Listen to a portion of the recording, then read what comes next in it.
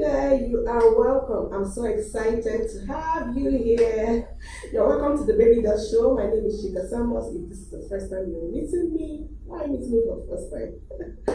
We meet here every Tuesday on our weekly in-gathering of our fertile and healthy tribe, the So Precious tribe. Click the wow face and the heart button if you can hear me loud and clear.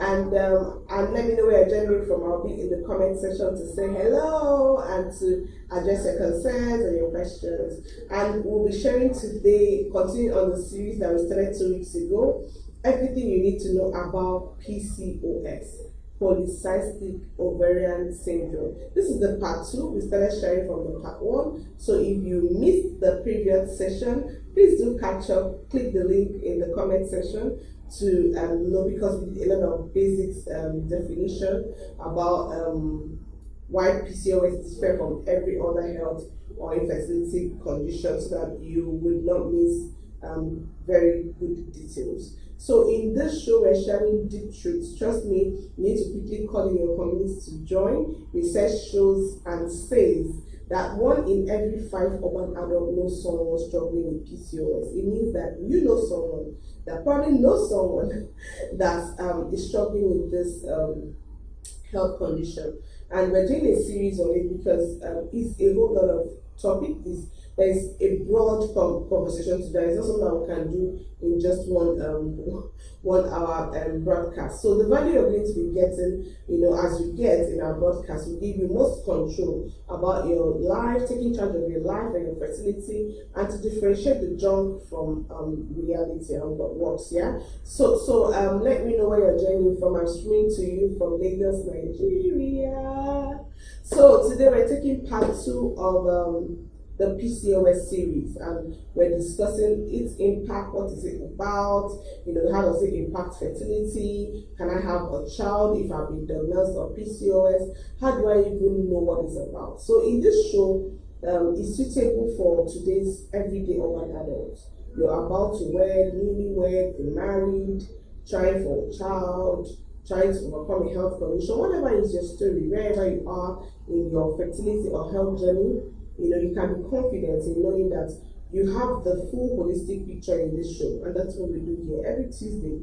Here you'll be listening to world-leading experts in health and fertility areas of concern and areas of expertise. Last week we had a show with someone that's overcome fibriods, and after 4.5 years, and now is a herbal doctor, and it was quite an engaging series. If you missed last week's show, please click the link in the comment section to do catch up. It was really, really exciting, and she shared a lot of deep truths. Okay, so let's dive in and go right into the basics. One of the frequently asked questions that I get in our fertility coaching program is, how do I know if I have PCOS? What tests do I do to diagnose or know if I have PCOS? A lot of times I've heard women, and I've seen women, come with PCOS symptoms, and their test results are being signed off as fibroids or cysts or endometriosis. Okay, so it's important to have clarity on what exactly you're dealing with. I've seen women come with advanced PCOS stages, which could have been dealt with if they were informed of what they're dealing with when they were younger. So today I'm going to teach you how to correctly self-diagnose, to know what you're dealing with, to know if what you're feeling or what you're experiencing is PCOS symptoms. Okay, so let's start with the basics. So first, what is PCOS?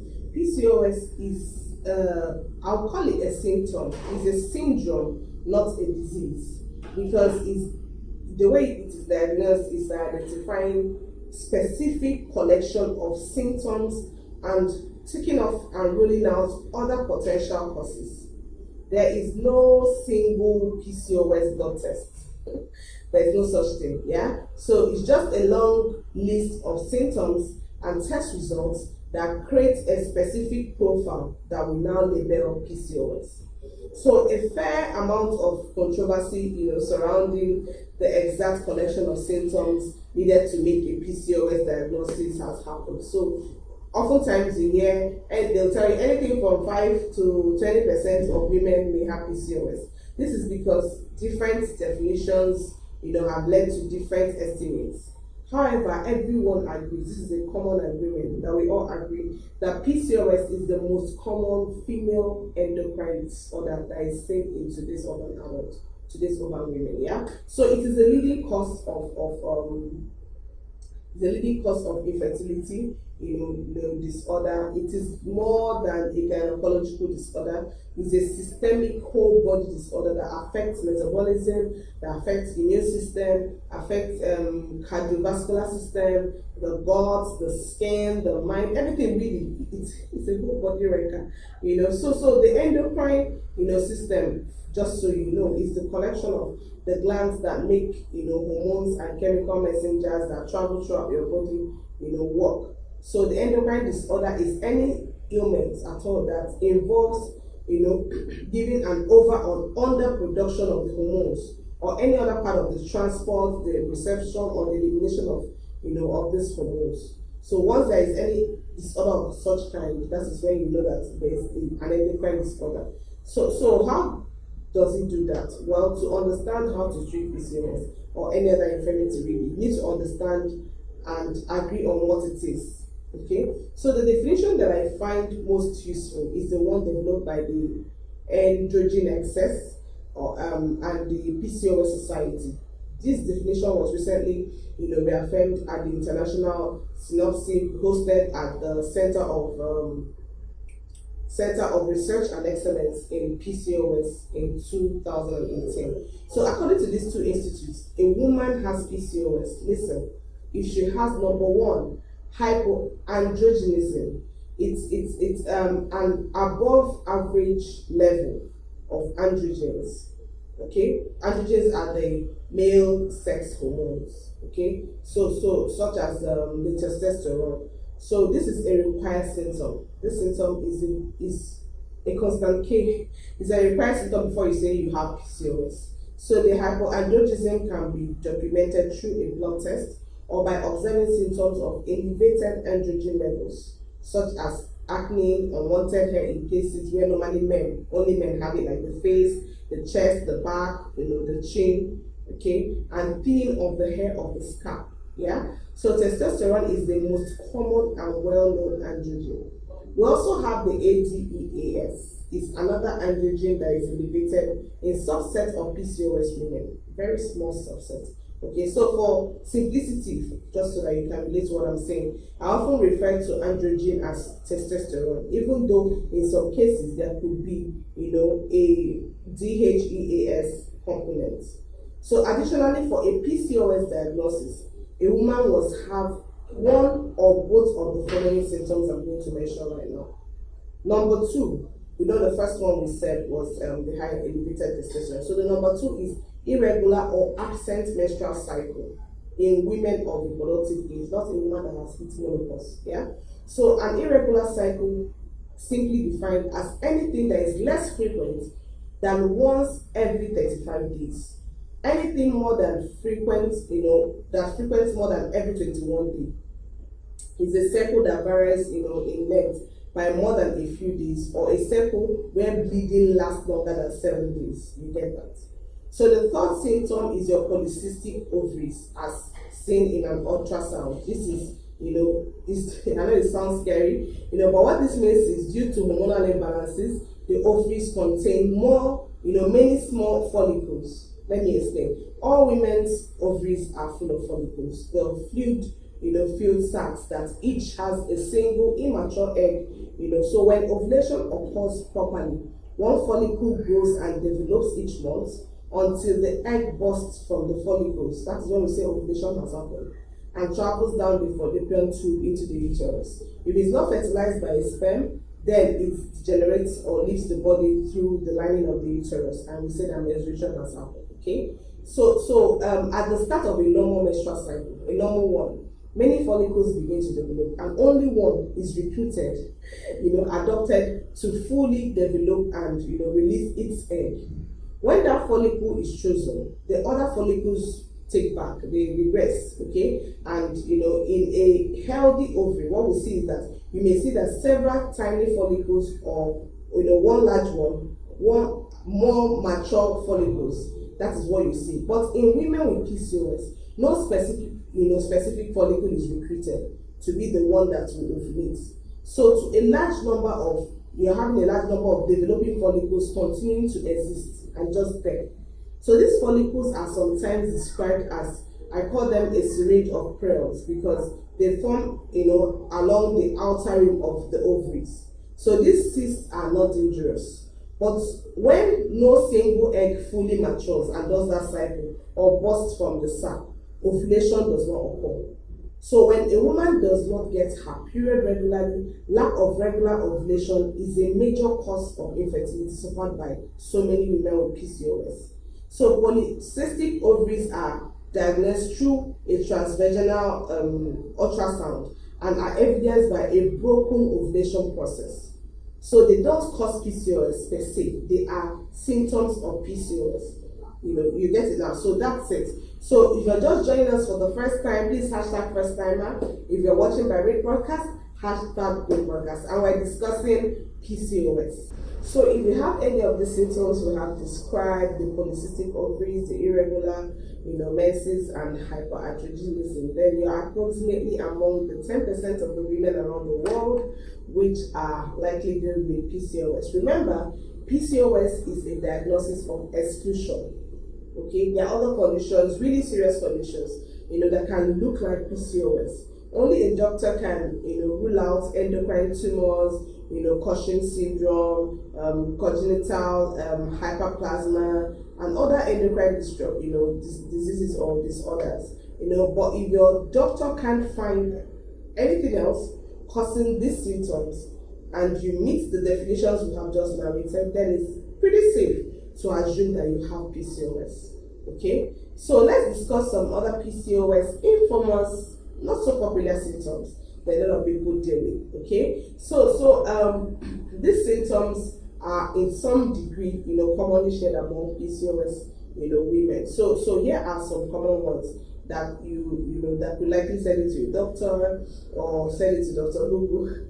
So I know this session may sound a little depressing, but not to worry. When you join our fertility coaching programs, we tell you, our protocol will show you how to, combat these symptoms and, get more control. We are right now dealing with, as I speak, a good number of PCOS couples and women, that are trying for children, and we're really seeing their parameters and their medical conditions improve. So there is hope. Every woman have their own version of PCOS, you must understand. So you may not check all the boxes for the symptoms you have narrated, but here is what you may be experiencing. So one is acne. Acne these are pimples, including the red ones, the white capped ones, the deep hard noduled ones that I call cysts. Which other one? We often think of acne as a skin problem. That's what I grew up thinking. People say it's a skin problem, but the truth is that, scientifically and biologically, they are hormonal and inflammation problems. They are inflammation conditions.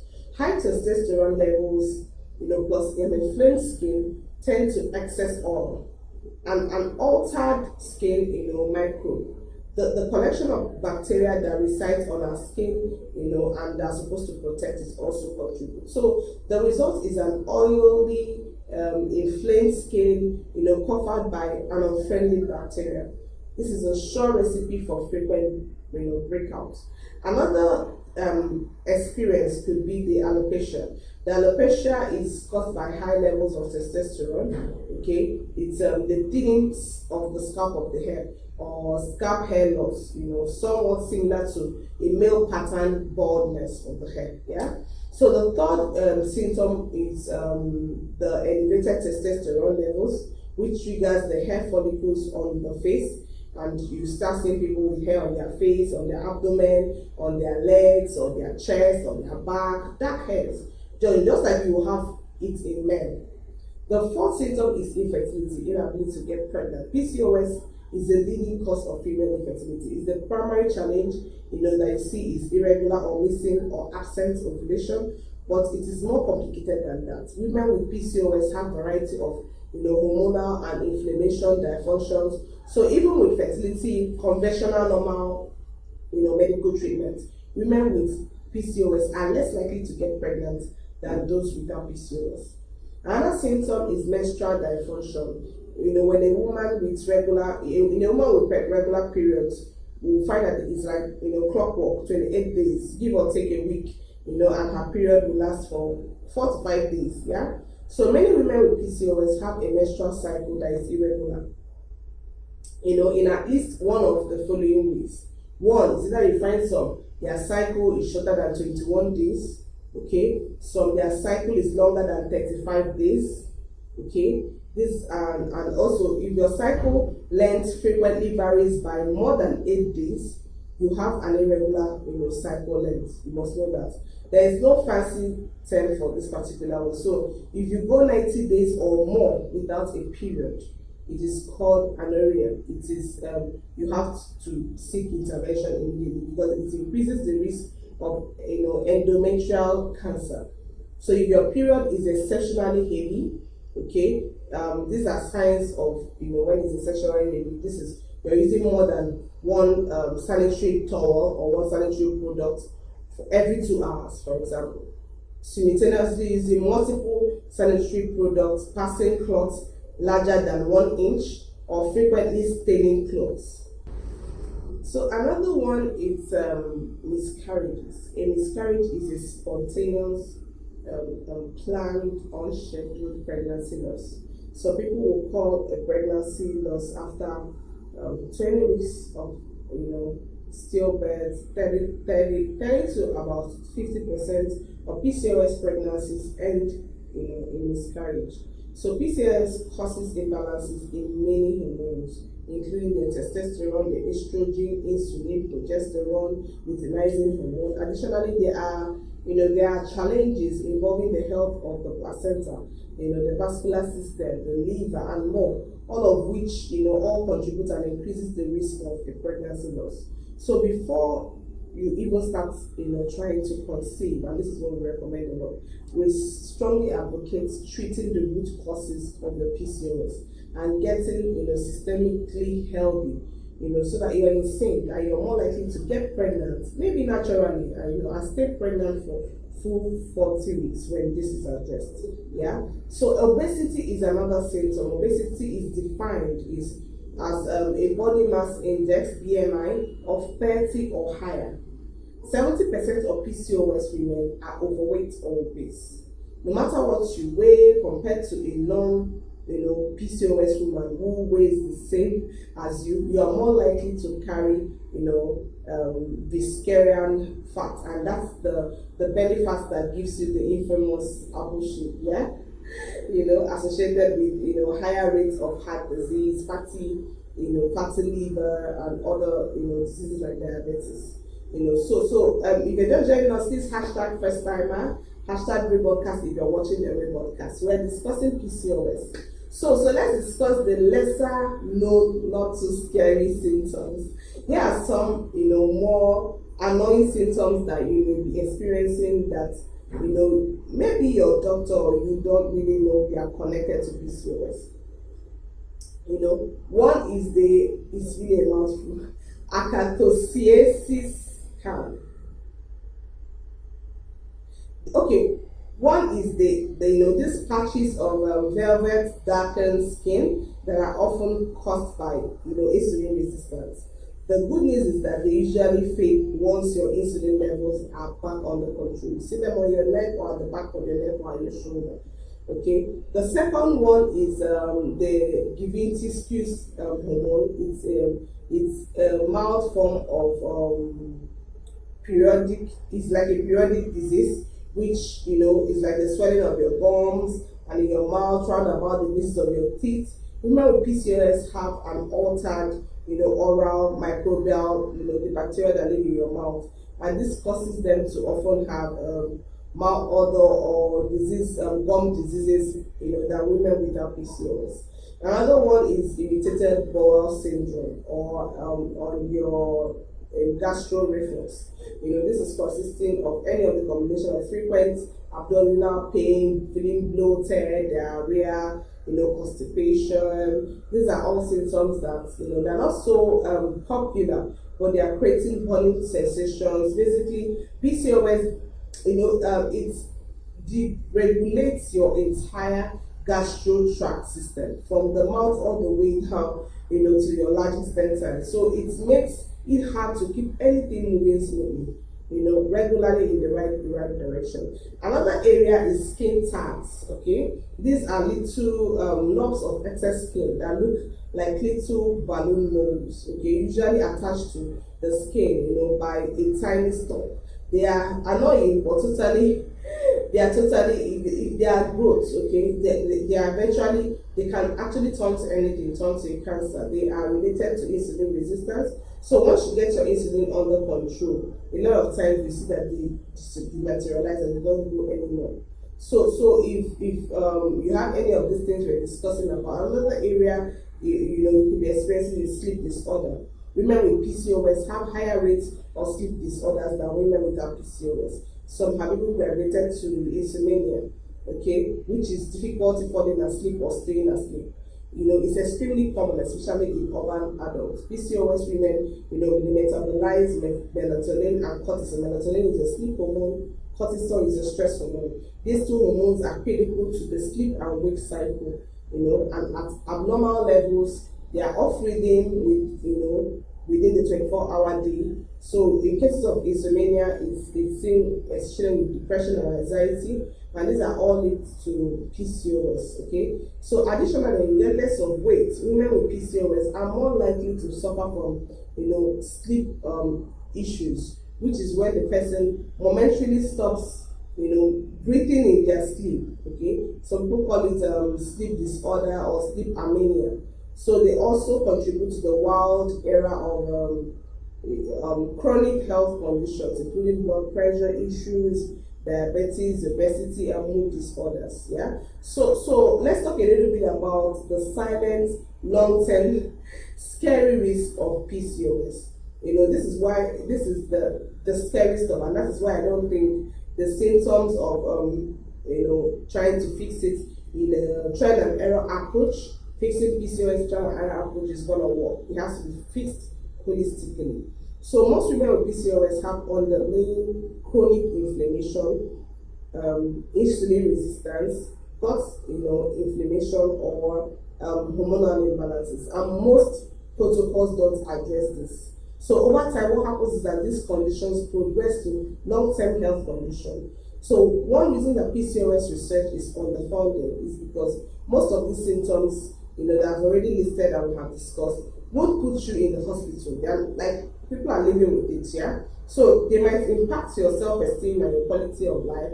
They might make you feel grumpy. They might, make you, put you in a mood swing, but they won't kill you. Well, so as hard as it is for me to say this, there are some other conditions associated with PCOS that can make you extremely sick, okay, and that can actually kill you if you don't keep them under control. Yeah, so PCOS is not a do or die.